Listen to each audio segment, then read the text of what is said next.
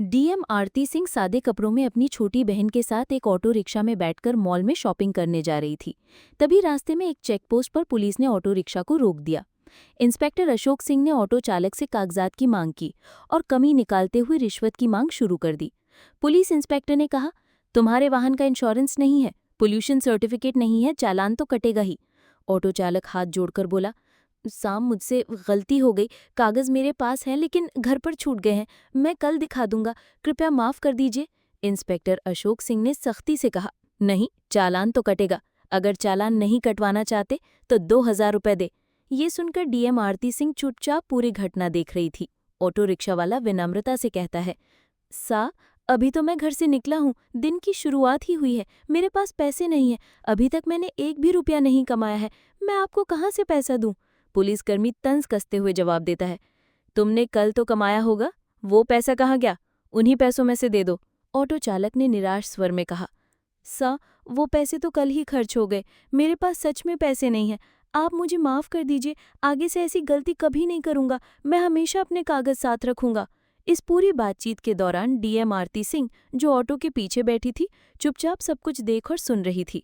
जब police inspector Ashok Singh auto rickshaw वाले पर रोब डालते हुए कहा, अबे गरीब भिखारी, तेरे पास 2,000 रुपये नहीं है, किसी भी तरह से मुझे 2,000 रुपये दे, नहीं तो तेरी ऑटो रिक्शा को जब्त कर ले जाएगी। रिक्शा वाला बोला, सर, मैंने क्या किया है जो मेरी ऑटो और रिक्शा आप जब्त करेंगे? मैंने कोई बड़ा अपराध किया है जो आप मेरे ऑटो रिक्शा को जब्त करेंगे? ये सुनते ही इंस्पेक्टर आग बबूला हो गया और उस ऑटो ड्राइवर को एक थप्पड़ जड़ दिया और बोला, मुझसे जबान लड़ाता है, तेरी इतनी औकात है? ये देखकर डीएम आरती सिंह को गुस्सा आ गया। वो ऑटो से उतरकर उनके पास गई और उन्होंने पुलिस वाले से कहा, आपको इस ड्राइवर को थप्पड़ मारने का अधिकार किसने दिया? ये कोई तरीका है? ये भाई रोज मेहनत करके गाड़ी चलाता है, इसी कमाई से इसके घर का चूल्हा जलता है। अगर इससे कोई गलती हुई है तो आप इसे रिश्वत और थप्पड़ मारोगे और इसकी ऑटो को जब्त करोगे? ये कैसा कानून है? ये गरीब आदमी आपका पेट भरने नहीं आया, बल्कि अपने घर का पेट पालने निकला है। उस समय डीएम आरती सिंह नीला सलवार सूट और चप्पल पहने हुए थी और साधारण कपड़ों में थी। वे अपनी बहन ललिता के लिए कपड़े खरीदने के लिए मॉल में जा रही थी। पुलिस वालों को लगा कि ये कोई आम आदमी है जो उनसे इस तरीके का सवाल जवाब कर रही है। आरती की बात सुनकर सब इंस्पेक्टर अशोक सिंह और भड़क गया। उसने तीखे स्वर में कहा, तू मुझे सिखाएगी कि मुझे क्या करना चाहिए? बीच में बोलने किसने कहा? ज्यादा बकवास मत कर, वरना तुझे भी हवालात दिखा दूंगा। मैं पुलिस हूँ, चाहूं तो अभी गिरफ्तार कर लूं, ज्यादा अकड़ मत दिखा, समझी? अशोक सिंह को बिल्कुल अंदाजा नहीं था कि जिससे वो इस लहजे में बात कर रहा है वो दरअसल एक डीएम अधिकारी है। आरती ने शांत रहते हुए कहा, सर, आप पुलिस वाले हैं तो क्या लोगों को लूटेंगे, गरीबों से जबरन रिश्वत लेंगे? ये जो आप कर रहे हैं ना सिर्फ गलत है बल्कि कानून के खिलाफ भी है। आरती की बात सुनकर अशोक सिंह आपा खो बैठा। उसने गुस्से में आरती को थप्पड़ मार दिया और बोला, तू मुझे कानून सिखाएगी? तुझे उसी वक्त से देख रहा हूँ, बहुत ज्यादा बड़बड़ा रही है। तुझे लगता है कि तुझे मुझसे ज्यादा कानून आता है? ज्यादा गुस्सा मत दिला, वरना तुझे और तेरी बहन ललिपा दोनों को जेल में सड़ा दूंगा। चलो जल्दी ऑटो लेकर भागो यहाँ से। ऑटो चालक ये सब देखकर डर के मारे चुप था। वहीं आरती ने अपने गुस्से को काबू में रखा। वो जानबूझकर अपनी पहचान उजागर नहीं कर रही थी, क्योंकि वो देखना चाहती थी कि सब इंस्पेक्टर अशोक सिंह कितनी हद तक गिर सकता है। फिर वो ऑटो रिक्शा पर बैठे। कुछ देर बाद ऑटो ने उन्हें कपड़ों की मॉल पर उतार दिया। आरती ने अपनी बहन ललिता को अंदर ले जाकर उसके लिए सुंदर सुंदर कपड़े खरीदे। बाहर से भले ही आरती शांत दिखाई दे रही थी, लेकिन मन ही मन उसने ठान लिया था कि इस सब इंस्पेक्टर अशोक सिंह को सबक सिखाना ही होगा। कानून का मजाक उड़ाने वाले ऐसे अफसर थाने में रहने के लायक नहीं है। मॉल से लौटने के बाद आरती ने सोच लिया कि क्यों न थाने जाकर ये पता लगाया जाए कि वहाँ का माहौल कैसा है। आखिर अशोक सिंह वहीं काम करता है, और अगर पूरा थाना ही भ्रष्टाचार में डूबा हुआ है तो सिस्टम को अंदर से साफ करना जरूरी है। अगले दिन सुबह आरती ने अपनी असली पहचान छिपाते हुए एक आम लड़की का रूप धारण किया। उसने हरे रंग का सलवार सूट पहना और सीधे थाने पहुंच गई। थाने में प्रवेश करते ही उसकी नज़र सामने की कुर्सी पर बैठे इंस्पेक्टर राजेंद्र मिश्रा पर पड़ी। वो आराम से पंखा झलते हुए मोबाइल पर बात कर रहा था। आरती सीधी उसके पास गई और बोली, सर, मुझे एक रिपोर्ट लिखवानी है। आरती कुछ और कहते इससे पहले ही राजेंद्र ने उसे बीच में टोक दिया। किसकी रिपोर्ट लिखवानी है? तुझे पता नहीं यहाँ रिपोर्ट लिखवाने की फीस 5,000 लगती है? पैसे लाई है क्या? अगर पैसे हैं तो बोल, वरना फौरन दफा हो जा। ये सुनकर आरती की आंखें गुस्से से लाल हो गईं। वो हैरान थी कि इस थाने में खुलेआम भ्रष्टाचार हो रहा है और जिले की डीएम अधिकारी होने के बावजूद उसे अब तक इसकी भनक तक नहीं लगी। आरती ने गहरी सांस ली और सख्त स्वर में कहा, सर, आप हमसे रिश्वत क्यों मांग रहे हैं? रिपोर्ट लिखवाने के लिए कोई शुल्क नहीं लगता। ये जो आप कर रहे हैं न सिर्फ गलत है बल्कि कानून के खिलाफ भी है। ये सुनकर राजेंद्र मिश्रा भड़क उठा और बोला, क्या कहा तूने? मैं गलत कर रहा हूँ? तुझे मुझसे ज्यादा कानून आता है क्या? ज्यादा बकवास मत कर, वरना अभी तुझे अंदर करवा दूंगा। आरती समझ चुकी थी कि ये इंस्पेक्टर भी उसी रास्ते पर है जिस रास्ते पर अशोक सिंह था। उन्होंने शांत रहते हुए पूछा, आपके थाने का सब इंस्पेक्टर अशोक सिंह कहाँ में? राजेंद्र झल्लाकर बोला, क्यों, तुझे उससे क्या काम है? मुझसे सवाल मत कर, खुद जाकर बात कर ले। आरती ने फिर कहा, सर, आप रिपोर्ट लिखिए, वरना मैं आपके खिलाफ एक्शन लूंगी। आप मुझे नहीं जानते कि मैं कौन हूं। ये सुनकर राजेंद्र जोर से हंसा और बोला, तू मुझे धमका रही है? तुझे देखकर तो लगता है या तो तू भिखारी है, या कूड़ा कचरा उठाने वाली, या फिर किसी घर में झाड़ू पोछा करने वाली होगी। यहाँ रिपोर्ट नहीं लिखी जाएगी। अब निकल जा, वरना धक्के मारकर बाहर फेंकवा दूंगा। आरती ने खुद को कंट्रोल किया। वो समझ गई थी कि ये सब के सब उसी पानी से नहलाए हुए हैं जिस पानी से इंस्पेक्टर अशोक नहला है, और उन्होंने मन ही मन ठान लिया, इन्हें मजा चखाना ही पड़ेगा, लेकिन पहले मुझे इनकी पूरी करतूतों को देखना चाहिए।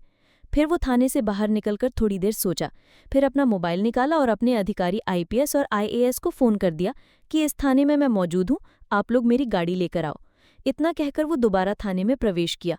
जैसे ही राजेंद्र ने उसे देखा, वो गरजते हुए बोला, ये लड़की फिर से आ गई, तुझे समझ में नहीं आता? चल तुझे सबक सिखाता हूँ। अब तो लगता है तुझे जेल में डालना ही पड़ेगा, राजेंद्र मिश्रा ने गुस्से से कहा। आरती ने बिना घबराए धीमी मगर स्पष्ट आवाज में जवाब दिया, सर, मुझे सिर्फ रिपोर्ट लिखवानी है, आप रिपोर्ट दर्ज कीजिए। अगर आप ही जनता के साथ ऐसा बर्ताव करेंगे तो हम न्याय की उम्मीद किससे करेंगे? मगर मिश्रा फिर वही रट दोहराने लगा, मैंने कहा ना, रिपोर्ट लिखवानी है तो 5,000 रुपये निकालो, बिना पैसे यहाँ कुछ नहीं होगा। बार बार परेशान मत कर, वरना धक्के मारकर बाहर फेंक दूंगा। आरती मन ही मन सोच करी थी, कितने नीचे गिर चुके हैं ये लोग, इन्हें इतना भी नहीं मालूम कि किसी महिला से कैसे बात की जाती है।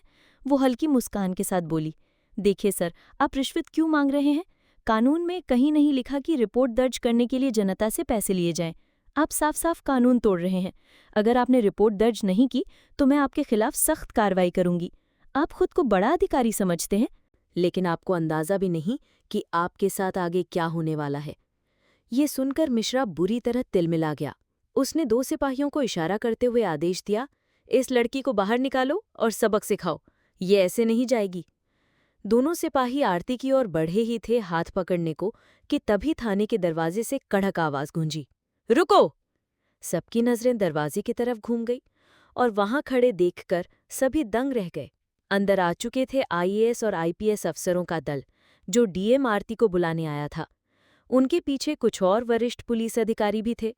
उनमें से एक ने गुस्से में राजेंद्र मिश्रा पर नजर डालते हुए कहा, बेहूदे इंस्पेक्टर, चे ये क्या कर रहे हो? तुम्हारी अब भी इसी वक्त वर्दी उतर जाएगी और जिंदगी भर जेल में सड़ी धोगे। ये सुनते ही मिश्रा के हाथ पांव कांपने लगे, माथे से पसीना टपकने लगा।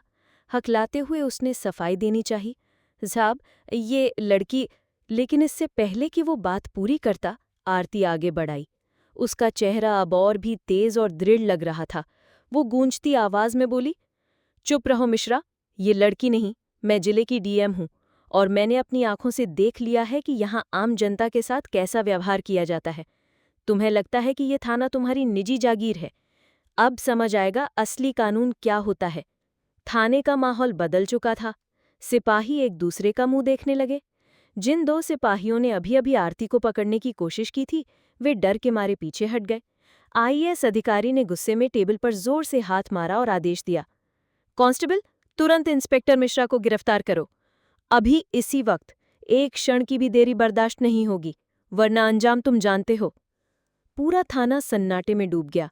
जो मिश्रा कुछ देर पहले शेर की तरह दहाड़ रहा था, वही अब हाथ जोड़कर गिड़गिड़ा रहा था। वो आरती की तरफ देखकर रोते हुए बोला, मैडम, मुझसे गलती हो गई, एक मौका दीजिए, मेरी नौकरी चली जाएगी। लेकिन आरती की आंखों में जरा भी नरमी नहीं थी। उसने ठंडे और कठोर स्वर में कहा, गलती तब गलती होती है जब वो एक बार हो। तुम्हारा अपराध गलती नहीं, आदत है, और इसकी सजा तुम्हें मिलकर ही रहेगी। जनता की आवाज दबाना, कानून का मजाक उड़ाना और महिला का अपमान करना अपराध होता है, गलती नहीं। डीएम आरती कठोर शब्दों में अपने अधिकारी आईपीएस को बोली, इन्हें तुरंत के तुरंत सस्पेंड करो और इनके हाथों में हथकड़ियां लगाओ। ये सुनकर आईपीएस अधिकारी ने इशारा किया और 2 सिपाही आगे बढ़कर इंस्पेक्टर राजेंद्र मिश्रा को हथकड़ी पहनाने लगे। थाना परिसर में मौजूद बाकी पुलिसकर्मी सर झुकाकर खड़े थे। जैसे ही मिश्रा को ले जाया गया, तभी थाने के दरवाजे से अचानक इंस्पेक्टर अशोक थाने के मेन गेट से अंदर आया। उसके चेहरे पर घबराहट थी, लेकिन वो हालत कुछ समझे बिना ही अंदर चलाया।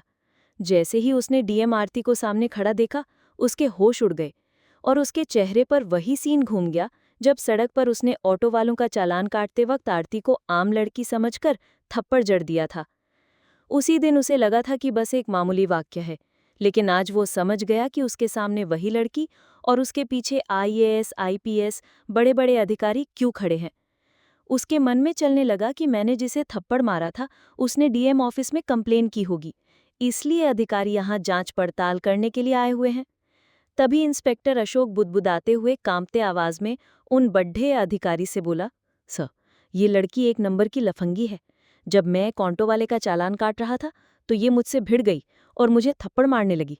तो मैं इसे कुछ भला बुरा कहा तो ये डीएम ऑफिस में जाकर कंप्लेन कर दी, जिससे आप लोगों ने यहाँ आकर राजेंद्र मिश्रा को गिरफ्तार कर लिया।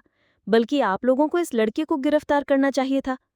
ये बात सुनकर पूरे थाने में सन्नाटे छा गए, मानो कुछ बड़ा होने वाला था। तभी आईपीएस अधिकारी गुस्से में एक एक थप्पड़ अशोक के गाल पर लगा दी और कड़क आवाज में बोले, इंस्पेक्टर अशोक, तुम हद में रहो। तुम जिनके बारे में बोल रहे हो, तुम नहीं जानते कि ये महिला कौन है। ये बातें सुनते ही इंस्पेक्टर अशोक की मानो दिल का दौरा पड़ गया हो। उसने कांपते और एकदम डरते हुए आवाज में बोला, सर, आप क्या बोल रहे हैं? आखिर ये मैडम है कौन? इससे पहले आईपीएस अधिकारी कुछ बोलना चाहा, तभी डीएम आरती ने उसकी तरफ सीधी नजरें डाल दी। उनकी आंखों में वही आग थी जो उस दिन सड़क पर थप्पड़ खाते वक्त दबी हुई थी। डीएम आरती तेज और गंभीर स्वर में बोली, याद है वही थप्पड़? आज तुम्हें अपनी पूरी जिंदगी पर भारी पड़ने वाला है। इंस्पेक्टर अशोक, उस दिन तुमने सोचा होगा कि एक आम लड़की को नीचा दिखाकर तुम जीत गए, लेकिन असलियत ये है कि उस थप्पड़ ने मेरी आत्मा को नहीं, बल्कि तुम्हारे पूरे सिस्टम की गंदगी को उजागर कर दिया। तुमने सिर्फ मुझे नहीं मारा था, बल्कि उस जनता की आवाज को मारा था जो तुमसे न्याय की उम्मीद करती है। थाने के भीतर ऐसा सन्नाटा पसर गया मानो किसी ने सबकी आवाज छीन ली हो। अशोक का चेहरा पल भर में फीका पड़ गया था। होंठ कांप रहे थे, पर आवाज जैसे गले में ही अटक गई। तभी आरती ने गंभीर स्वर में कहा, आज मैं सिर्फ डीएम बनकर नहीं आई हूं, बल्कि उन तमाम लोगों की तरफ से खड़ी हूं जिन्हें तुम्हारे जैसे अफसर हर जगह बेइज्जत करते हैं, चाहे सड़क पर हो, थाने में या दफ्तर में। तुझे लगा था कि वर्दी पहन ली तो खुद को भगवान समझ सकता है, लेकिन आज तुझे पता चलेगा कि कानून सबके लिए बराबर है, पुलिस वालों के लिए भी। बस इतना कहकर आरती ने टेबल पर एक तगड़ा थप्पड़ मारा। डर के मारे सब चौंक गए और चिल्लाई, कांस्टेबल, इंस्पेक्टर अशोक को गिरफ्तार करो, वर्दी उतारो और सस्पेंशन की रिपोर्ट अभी बनाओ। आईपीएस अफसर ने बिना एक सेकंड गंवाए इशारा किया। 2 सिपाही आगे बढ़े, अशोक के हाथ में हथकड़ी डाल दी। बेचारा बुरी तरह कांप रहा था। गिड़गिड़ा के बोला, मैडम, प्लीज माफ कर दीजिए, गलती हो गई, मैं पहचान नहीं पाया था। लेकिन आरती ने उसके बाद बीच में काट दी, कानून किसी की पहचान नहीं पूछता। इंस्पेक्टर, सबके लिए बराबर है। तेरी माफी से जनता का दर्द कम नहीं होगा, अब अदालत तय करेगी। पूरा थाना सुन रहा था। पहली बार सबके दिमाग में ये बात घर कर गई। अब इस जिले में जो भी जनता पर जुल्म करेगा, उसकी जगह सिर्फ सलाखों के पीछे है। राजेंद्र मिश्रा और अशोक को हथकड़ी पहनाकर बाहर लाया गया तो बाहर खड़ी भीड़ में हलचल मच गई। लोग एक दूसरे से फुसफुसा रहे थे। यकीन ही नहीं हो रहा था, जिले के 2 बड़े अफसर आज कानून में फंसे बैठे हैं। आईपीएस अफसर ने मीडिया को साफ साफ बोल दिया, अब से इस जिले में दादागिरी नहीं, कानून चलेगा। चाहे पुलिस वाला हो, नेता हो या आम आदमी, गलती करेगा तो सजा मिलेगी। भीड़ ने ताली बजाई। कुछ लोग मोबाइल से वीडियो बना रहे थे, जैसे कोई ऐतिहासिक पल हो। सिपाही दोनों को जीप में बैठाकर सीधा जेल ले गए।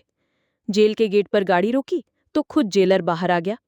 आरती और आईपीएस अफसर ने आदेश दिया, इनको कैदी बना दो, आज से ये अफसर नहीं, अपराधी हैं। फिर दोनों की वर्दी उतरवा दी गई, सफेद कैदी वाली ड्रेस पहना दी। चेहरों पर शर्म, गुस्सा, पछतावा सब एक साथ दिख रहा था। लोहे की सलाखों के पीछे धकेला गया तो राजेंद्र मिश्रा रोने लगे। अशोक बड़बड़ाया, अगर उस दिन थप्पड़ न मारा होता तो शायद आज ये दिन नहीं देखना पड़ता।